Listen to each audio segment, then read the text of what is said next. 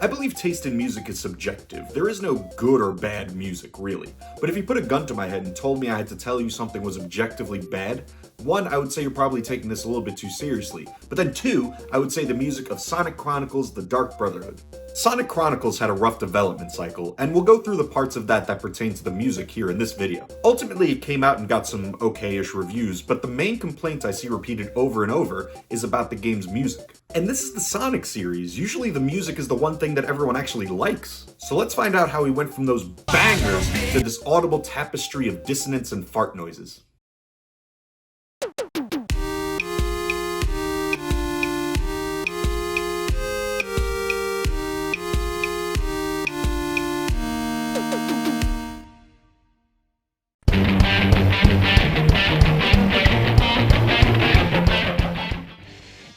Sonic Chronicles: The Dark Brotherhood is an RPG from BioWare released in 2008 on the Nintendo DS. Like most RPGs, there are two main types of gameplay: exploration and combat. Lots of the combat music was actually kind of fire. It was all super compressed even by Nintendo DS standards, but there are some bops in there. Listen.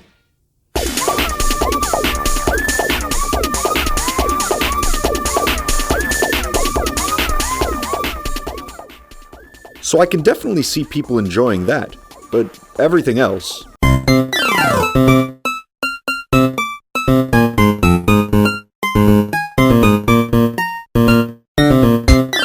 That's no good. Richard Jacques composed music for Sonic Chronicles, and this wasn't his first go-around with the franchise, having written for Sonic 3D Blast's Saturn version and Sonic R before that. Steven Sim also helped out in the audio department. Before I go further, none of this video should be interpreted as a dunk on Jacques or Sim. Around this same time, both were working to finish the music of the original Mass Effect, which is phenomenal, and Jacques was writing music for a plethora of other titles.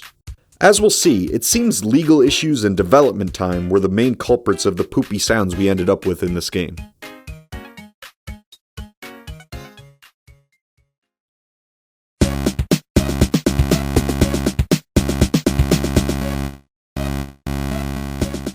While Sonic Chronicles was being worked on, BioWare was acquired by EA. Since the Sonic Chronicles contract predated that acquisition, EA had nothing to do with the game. They didn't make BioWare cancel the game, but knowing EA, I'm sure they put some pressure on them to crank out some more Mass Effects instead of making sure the Blue Blur got his dues. So obviously, this game was not getting more development time than was absolutely necessary. It's said that very late into development, legal issues prevented a good chunk of the music already implemented into the game from being used in the final version. It hasn't been confirmed, but back in the day, I saw rumblings online that it was an issue with remixes of music from the original Sonic the Hedgehog and Sonic the Hedgehog 2. Music from these games was composed by Masato Nakamura of the group Dreams Come True. Sega later dropped Masato Nakamura from Sonic the Hedgehog 3 due to financial disagreements. So it seems there may have been some bad blood there, and it's possible that bad blood bled over to 2008 with Sonic Chronicles. Also supporting this idea is the fact that the remixes that are in the game are from Sonic 3D Blast, Sonic CD, and Sonic 3 and Knuckles. All titles from that same era of Sonic that Nakamura did not work on. It seems that in the mad rush to get legally okay music into the game before release, the development team grabbed some MIDI files from the internet, shoved them into Nintendo DS format, and called it a day. Let's chat MIDI real quick. MIDI stands for Musical Instrument Digital Interface, and it's basically a communication standard. MIDI isn't audio or sound by itself. It's a bunch of instructions that synthesizers and computer programs can interpret, and all the music geeks agreed on which messages would mean what. Here's a simple example. MIDI shoots out a numbered message 57, and the number 57 means use a trumpet sound for this. So no matter what synthesizer you were sending that number 57 to, you'd get a trumpet. At least 99% of the time. There might be one guy that programmed their synthesizer to make 57 something else, but we hate that guy, we don't talk about that guy. Then MIDI would shoot out a few other messages like, play this particular note for this particular amount of time at this particular velocity. Now there are some problems with this situation. Number one is that the Sonic Chronicles remixes are just straight up missing instruments. I don't exactly think this was artistic interpretation. You see, Nintendo DS games use the .sseq file format, which is basically MIDI but for the DS. But it seems that in the translation from MIDI file to SSEQ file, some of the messages got ruined. Remember how I said in MIDI, 57 means trumpet? Well, let's say you sent a 57 over to a synthesizer, but the synthesizer just didn't have any instruments assigned to number 57. The result is that line of music just doesn't get played at all, and that seems to be what happened here. Listen to this track from Sonic 3.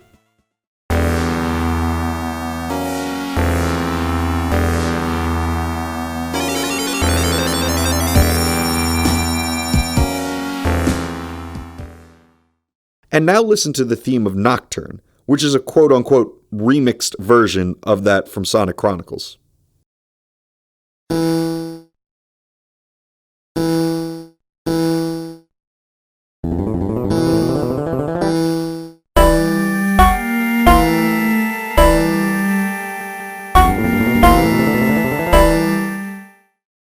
Problem number 2 is any idiot can go on the internet and upload a MIDI file and call it something. So it seems the dev team may have got some not so great MIDI files.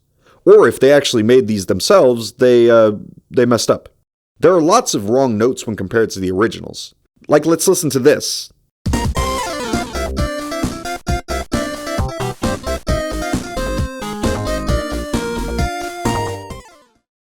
And then this.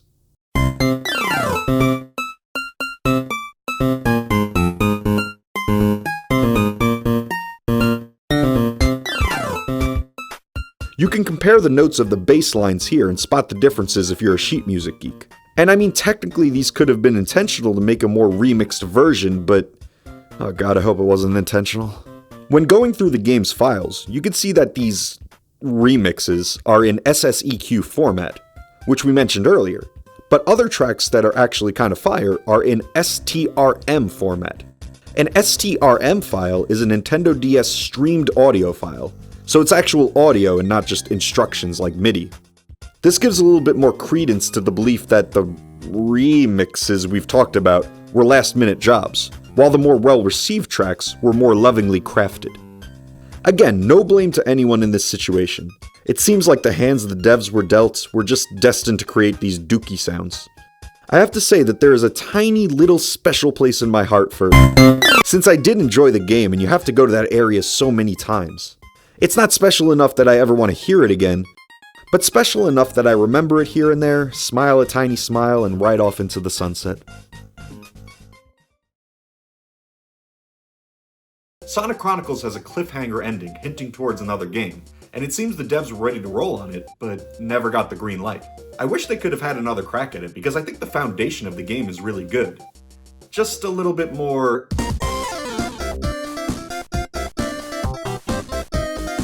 and a little bit less